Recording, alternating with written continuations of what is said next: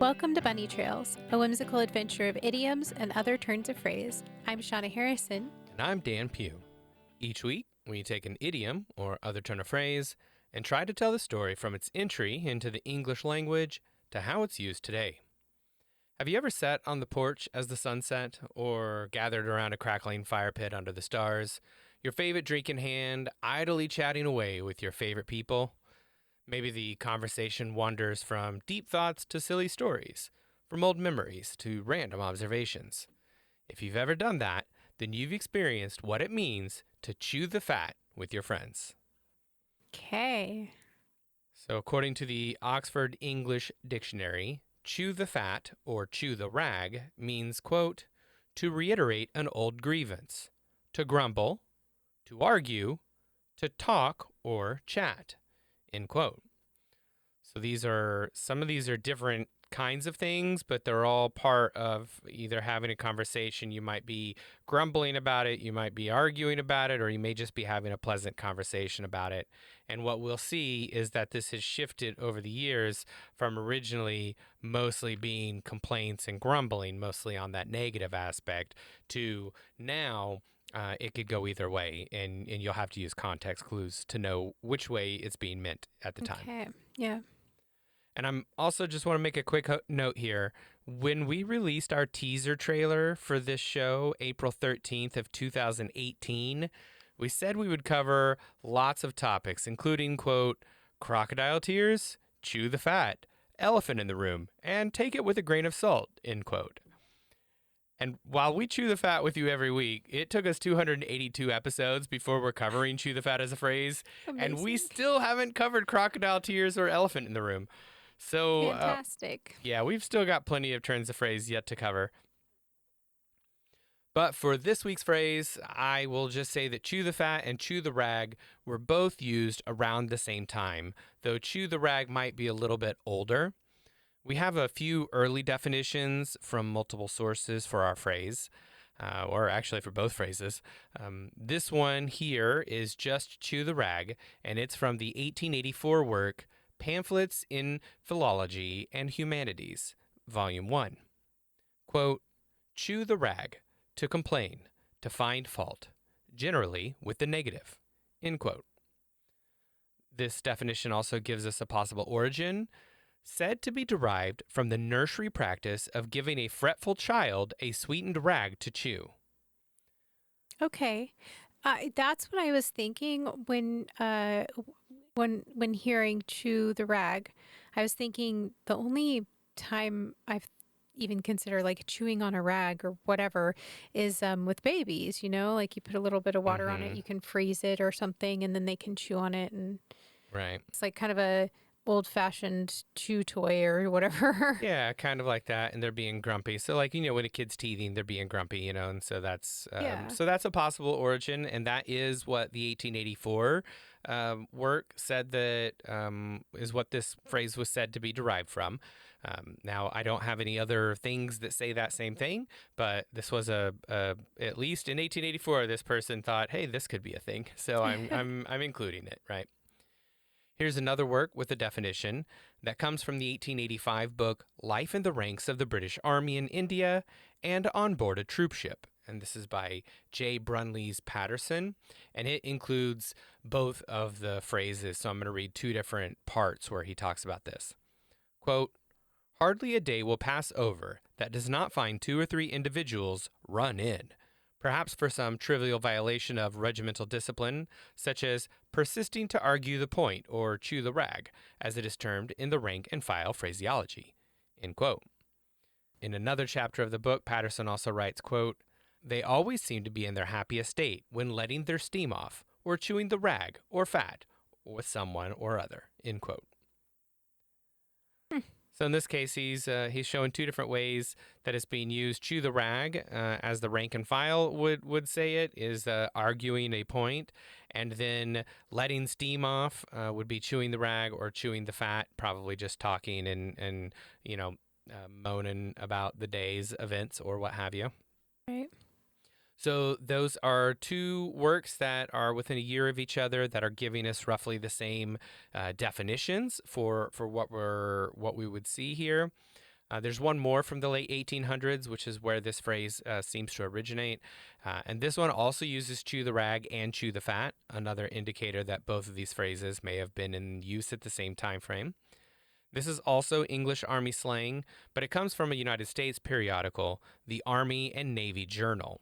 It is dated May 23rd, 1896, talking about British English Army slang. Quote, to grumble is to grouse, and a grumbler is a grouser.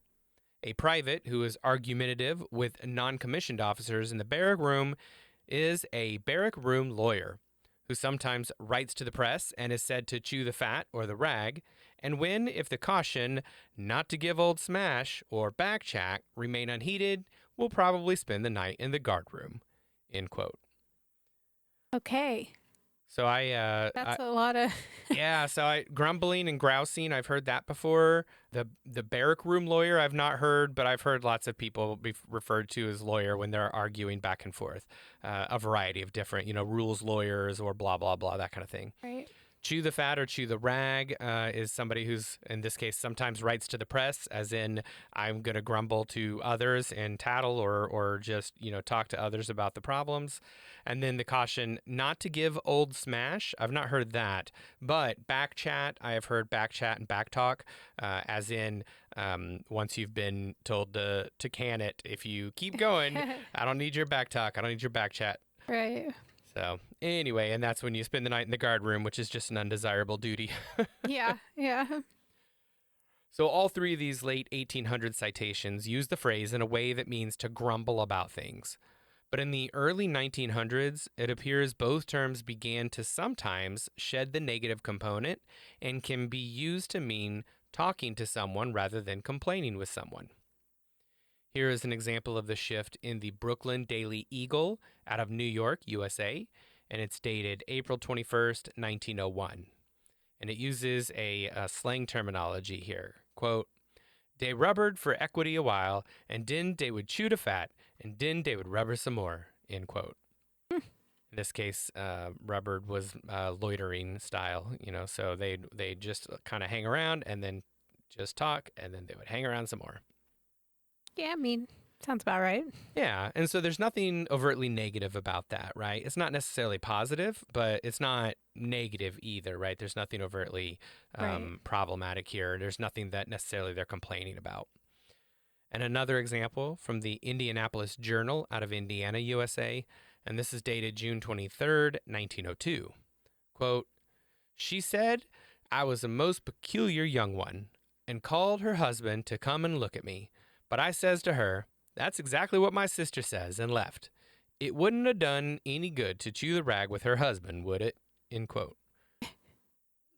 So this Nice. is a young man who was called a tramp. They were described as tramps. Didn't have a home, and this nice lady saw him and was asking questions, and his answers were weird. And so she said he was a peculiar young boy and decided to call the husband, and he decided to not be sticking around anymore. Didn't want to chew the rag with her husband.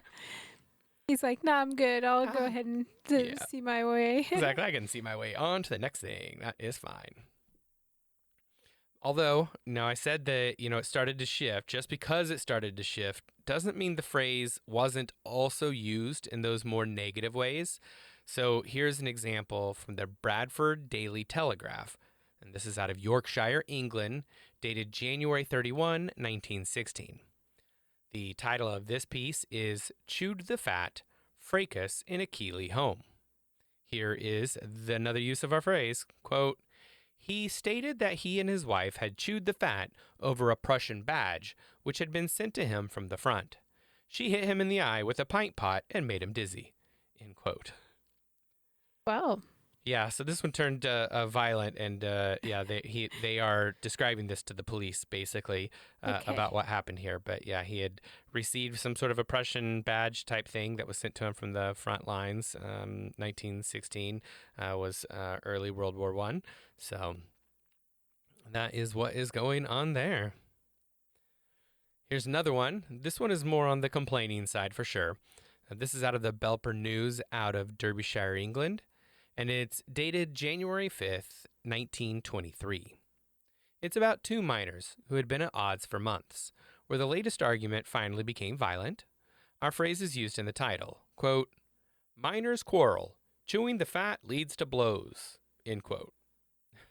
Oh my.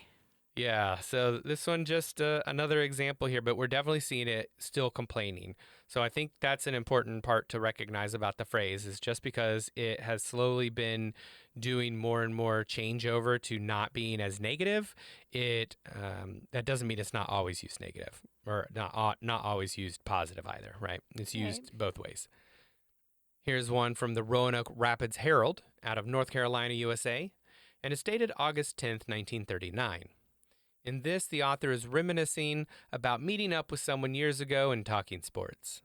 Quote, Governor Keene Johnson is owner and editor of the Richmond paper, and we used to attend press association meeting together and chew the fat over the problems of the game 15 years ago. End quote. This one is more of a playful grumbling, like it's older folks talking about how things used to be, a little part grumpy, a little part nostalgic, and a little part playful, right? And in this case, the author is talking about the now powerful governor and his experiences with that governor back when they were, just lowly press association folk. Right.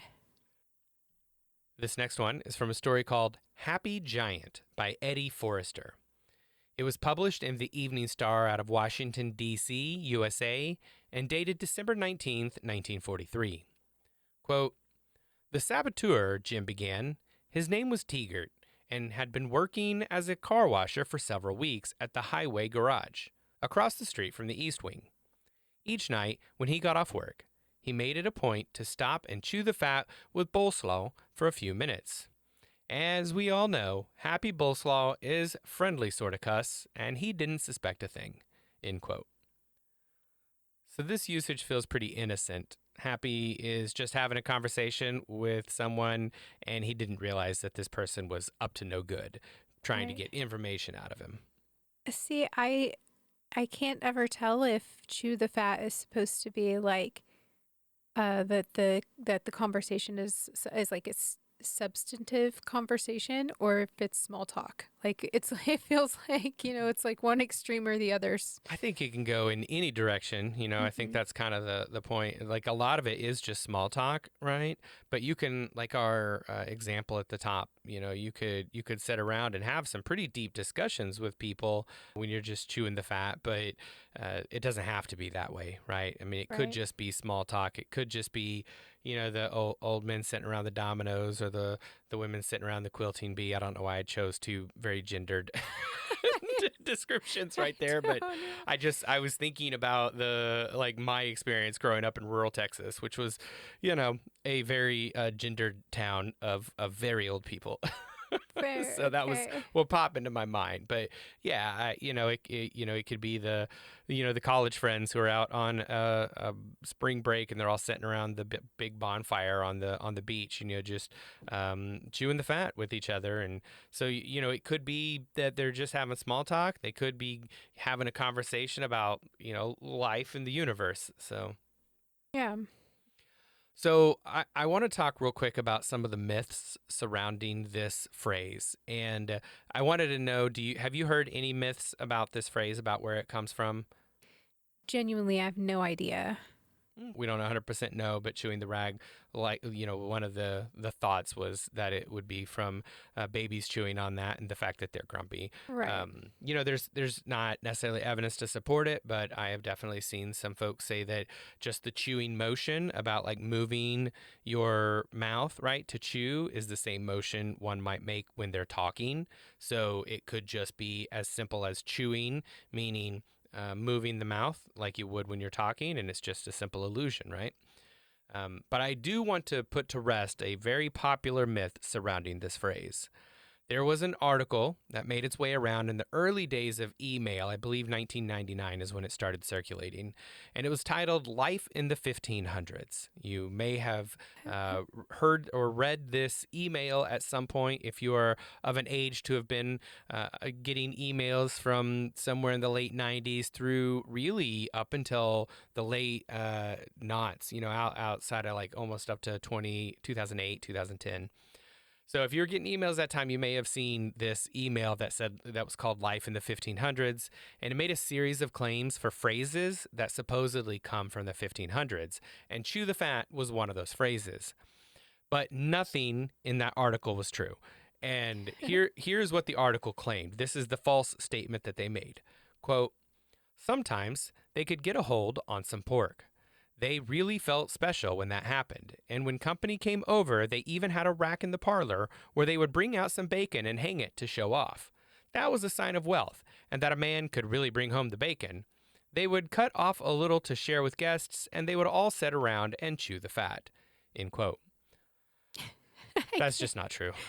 There's no evidence It's to so support. funny. Yeah, there's no evidence to support chewing the fat or chewing the rag even existed before the 1800s. And the other thing is that almost everything in that email can be objectively proven to be false. I mean, they're Yeah. fun to read, but yeah, there's not all of that was just made by someone who sat down and just made a bunch Just of made things up. stuff up. Yeah. Bring home So the bacon so you can chew on the fat. yeah, no, none of this is true. Yeah. I will say though, they were I remember getting this email and they were fun to read. So we're gonna look at several of the fake claims in that email in our behind the scenes video, which airs every Friday on Patreon, and that is patreon.com/bunnytrailspod. And speaking of, it is time for us to say thank you to those who sponsor this episode, our patrons. This episode is sponsored by our amazing patrons on Patreon. And the cool thing about Patreon is it is 100% free to join the community. We have new things every weekday on the feeds. On Mondays, we have a conversation about what movies, shows, books, podcasts, and whatever else everyone is enjoying. Tuesdays see early access to the week's podcast. Wednesdays have all the links, books, songs, and other content mentioned in the week's episode. Thursday has patrons-only polls, and Fridays are our lightly edited behind-the-scenes video featuring all the cut content, goofs, and bonus facts you could imagine. We've got some other pretty cool stuff too, like original digital artwork once a month made by Shauna, and direct access to talk with us. No algorithms getting in the way of what we see or don't see. Plus, you can get awesome name recognition like Pat Rowe does every episode. And our top spot is currently occupied by the amazing Mary Halsig Lopez. You can join the Bunny Trails community for free at Bunny Trails Pod on Patreon. That's patreon.com/bunnytrailspod. We're going to start our modern uses with an artwork. Chewing the Fat is a 1988 oil on board painting by Jim Norton. It features two cowboys on horseback who appear to be in a conversation. Jim Norton is maybe known to some people for his cowboy-style artwork, featuring folks on a range, mountains and in the air in the background, and folks on horseback. This Nice. one specifically definitely captures, I think, the simple meaning. The conversation between the two doesn't seem to be anything special. The men are not smiling, nor are they frowning. It's like they're just talking to pass the time. Yeah, that's kind of that. I think that's the kind of feel of chew the fat that I have thought of. Yeah, and it definitely has shifted. Now if you said you were going to chew the fat, I don't know that many people would think you meant to complain, right? Right. Yeah. I think it's like that, just kind of relaxing, just Easy shooting talking. the breeze or Right. whatever. Like, Yes, exactly. Yeah. I don't know why we would shoot the breeze, but all right. Who That's a knows? great. We'll have to look at that phrase another time. Chewing the Fat was a Scottish comedy sketch show that ran from 1999 to 2005. Here's the synopsis from the full playlist on YouTube, which we also link to. Quote, "It's here, every single episode of the hilarious, side-splitting Scottish comedy sketch show, Chewing the Fat, on one playlist. So come to Scotland where you will find all your favorite fat-chewing characters and sketches. Find out what mischief pensioners Jack and Victor get up to, what items Ballistic Bob will destroy when he's out of control, where Alistar and Rory and those pesky Neds are traveling to, and what pranks Lighthouse Keeper Malcolm is playing on fellow Lighthouse Keeper Duncan. Created, written by, and starring Ford Kiernan and Greg Hemphill." End quote. I'm not familiar with this sketch show, but I'm not either. It sounds interesting. yeah, so we have, I mean, it kind of gives me a Kids in the Hall vibe, which is a Canadian sketch show. But yeah, so I definitely think I might check it out. Chew the Fat is a 2008 documentary by Rirkik Tiravanja. Here's the synopsis from MovieWiser, which kicks off with a definition. Quote, chew the fat, informal, to have a long, friendly conversation with someone. In the film project Chew the Fat, the artist living in New York portraits a group of 12 artists. The artists, all chosen by Tiravajana, belong to the same generation as himself and, like him, have advanced during the 90s to achieve international success. Most importantly, all are good friends of Tiravajana. This creates a particularly relaxed situation in which conversation can flow naturally between the two, with personal issues coming up as easily and often as those to do with work or career. End quote. Okay. It looked like it was an interesting documentary. I haven't watched it, but definitely will link to some places where you might be able to find it. Chewing the Fat, An Oral History of Italian Foodways from Fascism to Dolce Vita by Karima Moyer Noci was released in 2015. Here is the synopsis from the publisher. Quote, Italy is experiencing a surge of gastronomic nostalgia, a yearning to recreate and relive the delectable rustic meals of yesteryear, of brimming chalices of wine and sauce-laden pasta, a return to the simple abundance of Italy's past. Ah, if only it were true. If there was a glorious yesteryear of Italian feasting, it was enjoyed only by society's elite. As for standard rustic fare, such meals bore little resemblance to what is now considered, even in Italy, traditional Italian food. Determined to celebrate out the folklore from the fake lore and reveal the intriguing yet uncelebrated past of Italian foodways, food historian Karima Moyer Noce interviewed Italian 90-something women from various walks of life, from charcoal makers to countesses. Her travels span from the far north to the deep south, as well as Italy's former landholdings. All of the interviewees had lived through the harrowing years called the Ventennio Fascista, the 20-year reign of fascism in Italy, and were eager to have their final say.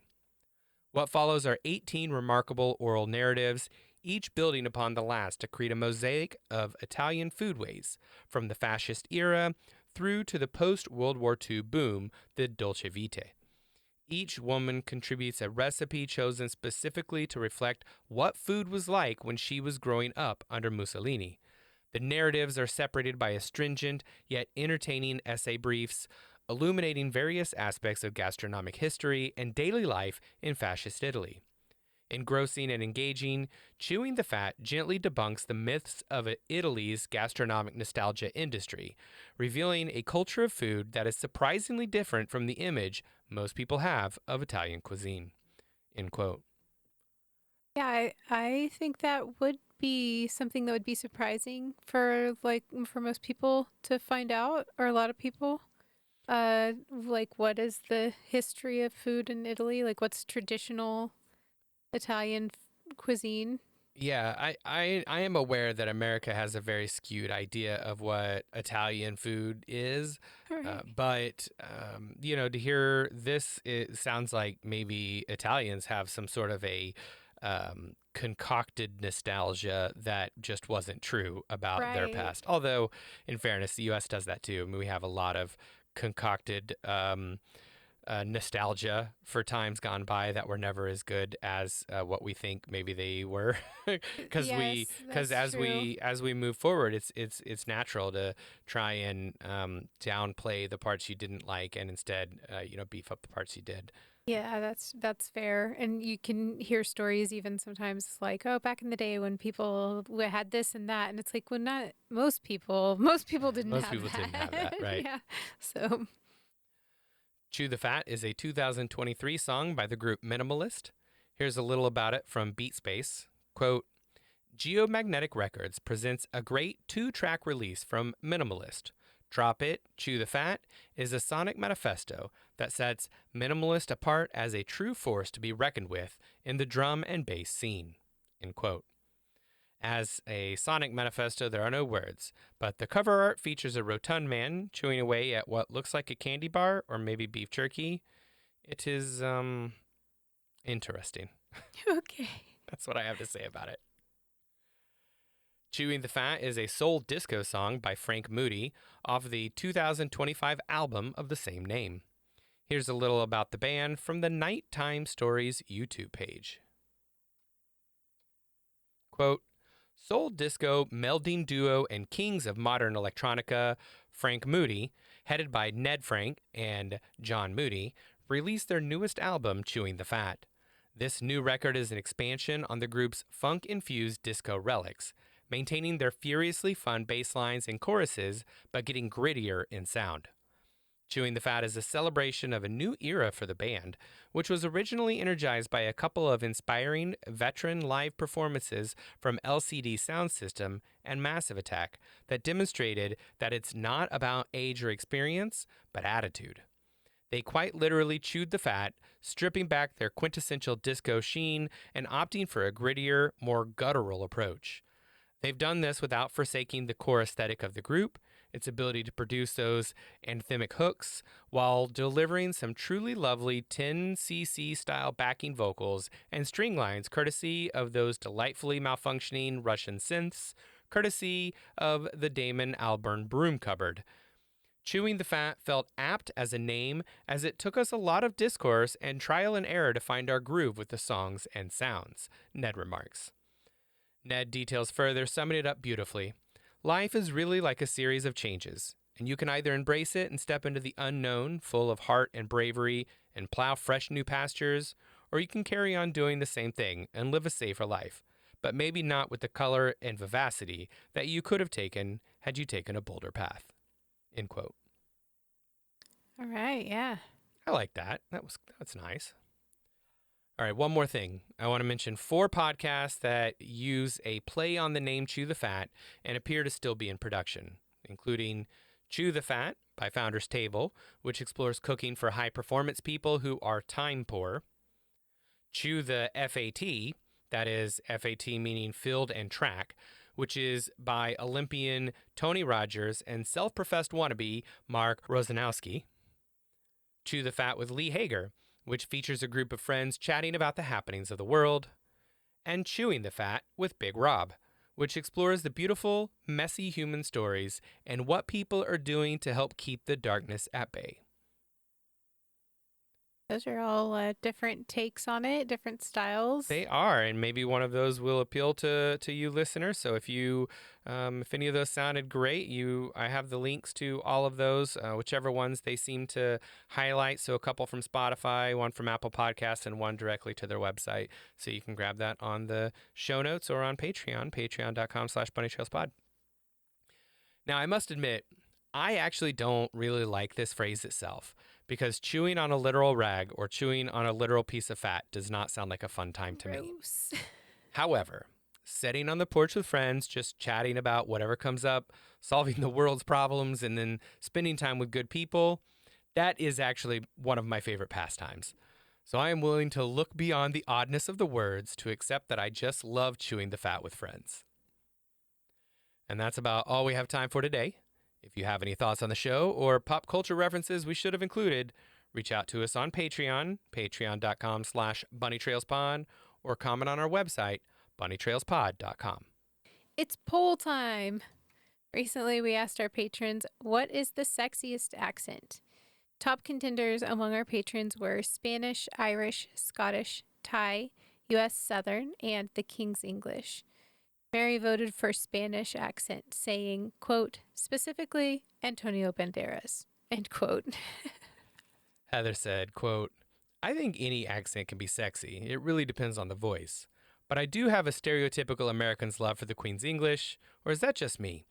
I enjoy Spanish accents, and I watch a weird amount of Thai soap operas, thanks pandemic, so I also voted for Thai, end quote. It's not just you, Heather. I also think there's something about the Brits' way of speaking that I find sexy. I am also a huge fan of Latin American Spanish. Give me that Shakira sound any day of the week. For me, it's also less about the specific accent and more about the context. Some accents have a natural rhythm that can make them sound sexier, but what really draws me in is the overall like tone and confidence and cadence of a voice. If it sounds self-assured and flows well, that's what I find most appealing. Well, as a reminder, our silly polls mean absolutely nothing and are not scientifically valid, and patrons of all levels, including our free tiers, can take part. Head over to patreon.com/bunnytrailspod to take this week's poll. Thanks for joining us. We'll talk to you again next week. Until then, remember, Words belong to their users.